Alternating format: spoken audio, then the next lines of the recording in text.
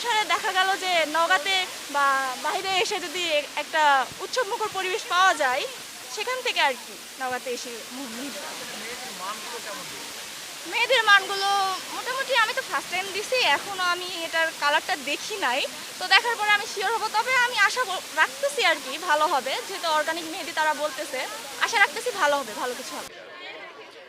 আমার মেহেদি দেওয়া এখনও হয়নি। আমি সকালে এসেছি যার কাছে দিব, যে শিল্পীর কাছে, তিনি এখনও ব্যস্তই, অন্যদেরকে দিয়ে দিচ্ছেন। তবে আশা করছি ইফতারির আগে আমার দেওয়া হয়ে যাবে, তারপর বাসায় যাব। এই যে এত সময় ধরে অপেক্ষা করছেন সে জায়গা থেকে আপনার অনুভূতিটা আসলে কেমন? আহ, সকালে আসছি, এখন প্রায় বিকাল হয়ে গেছে, মনেই হচ্ছে না যে এত তাড়াতাড়ি চলে গেল দিনটা। অনেক সুন্দর আয়োজন হয়েছে, সব স্টলে ঘুরে ঘুরে দেখছি। নওগাঁতে প্রথম এরকম একটা আয়োজন হয়েছে, আমিও প্রথম এরকম একটা আয়োজনে অংশগ্রহণ করেছি। তো আমার কাছে খুব দারুণ লাগছে।